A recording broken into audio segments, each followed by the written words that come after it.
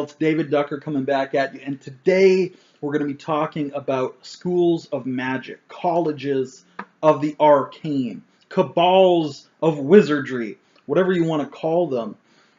They add so much flavor and so many storylines into your game world. So I'd always encourage you to use these, or to have their absence be noted in some way. So what exactly am I talking about here? Because you hear it's magical school, college of magic. A lot of people talk about it like it's cosmological, like it's a fundamental principle of magic. Uh, and you can do it that way, but that's not what I'm talking about, and that's not what I'm here to espouse. The way I like to run magic in my game worlds, and my game worlds are very political. I need all these different institutions. So I've made these schools into political institutions. They're essentially guilds. They're groups of individuals united by a common philosophy and a kind of a shared skill set, espousing their philosophy, keeping their skill set secret from other competing groups here and there. So I'll throw out a couple of examples. The easiest one to do. So if you're not really keen on magic, it's a low magic setting. The easiest one to do, you have white magic and black magic. So just divide that straight down the line. Now, any wizard can learn any spell. That's the way I usually run it. It's not cosmological. This is political. So there are these two schools, and they disagree about how magic should be used. And this can be echoed even in Star Wars. You have the Jedi and the Sith. Now, Star Wars, the Jedi have come up and taken over, and they pushed out the Sith, made them into a secret society. But let's say that hasn't happened yet. Maybe it will never happen. But basically, the White Mages Guild, the School of White Magic, they're going to say magic should be here to help people. That's our philosophy. Any magic that helps or heals, our students can learn. We'll allow them to learn it. We'll allow them to cast it. We'll teach it to them, and we'll keep it secret and safe. We'll keep all magic secret and safe from those who don't agree with our philosophy. Okay, so you come in as a novice, maybe they'll teach you the heal spell, maybe the light spell, maybe the deflect spell. And as you prove yourself, they'll teach you more advanced white magic, healing, and protecting.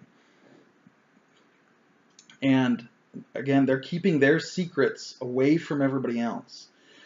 That's what a school is, what a guild is. This is their power base. They don't want to lose their power. Knowledge is their power, so they must keep the knowledge a secret, so that they can control the world, so that they can espouse their philosophy and force it upon the world, and say we want the world to be all about healing and protecting and goodness and neighborly spirits and friendly and shiny happiness. So of course we're gonna make sure we're as able to change the world as possible by keeping this all secret. And we're going to serve the king. We're going to serve the bishop. We're going to serve the guild master. But we're always going to have our political agenda as well. Right? So that's the school of white magic. School of black magic, very, very similar in how they do things. We keep our secrets. We don't share our secrets because we want the power, because we want to change the world. We want to have the monopoly on magic, but their philosophy might be very, very different, right? So they're still a guild, they're still a school, a college, whatever you want to name that, but their philosophy is just different. They think magic should be there to hurt, to harm, to impose your will onto the universe, to say, I am better because I have magic. Maybe to put other people down as well, maybe to put them down in the hope that they will rise up. This could be a Nietzschean kind of philosophy. The strong survive, the strong deserve to lead, to rule, and by putting you down, we'll either destroy you, which is fine because if you can be destroyed, you don't deserve to live. Or you will rise up and join us, and you will be made better by the struggle, and then you will help others struggle. We will evolve our society. We will evolve humanity. Very harsh, brutal, but not necessarily evil. Maybe evil, but not necessarily.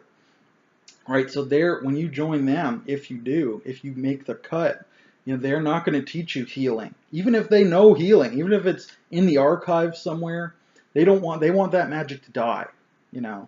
Get rid of the healing, get rid of the love, the protection, the bunnies. We don't have time for that. We only teach our disciples black magic, spells that line up with our philosophy. So we'll teach them, bolt. We'll teach them curse. We'll teach them to turn people into frogs. Anything that hurts or hinders another person, that we could put the beat down on them, fear into their hearts. And again, you might say, if you're the king, why would you allow them to survive when they're hurting, harming, hindering? Well, the thing is, they might be hurting, harming, and hindering your enemies. You send them out. They are your army, your arcane army of darkness. Maybe they're seeking out spies in the city to put them down. Maybe they're destroying the heretics against your religion if you're a bishop. The white magic, they won't hurt anybody. So they'll protect you, but when it comes time to lay the smack down, they refuse based on moral grounds. They won't fight. The black magic school, they'll fight for you and with you. And all that they ask is that you consider their philosophy and espouse it just a little bit. Right? So that's the simplest way to do it. 2 schools. But that's how schools operate. You can change the philosophy to be anything you want. The next simplest is probably the 4 elements. Fire, water, earth, and air. The fire school only teaches their disciples fire magic. They might have their own philosophy about why fire magic is good, but what the fire can teach you. And they'll be opposed by the other 3. And maybe sometimes they'll ally. Earth and fire will ally against water for a little while, but eventually they'll break apart again. And you can even look at it like political parties. They're just trying to espouse their philosophy to change the world based on what they think is right, what they think is best for humanity, for the culture, for everything, for everyone, or for no one. If they're, if you get a nihilistic school out on the fringe somewhere. But because these are political institutions, you get espionage, you get jostling for position, you get betrayals and alliances.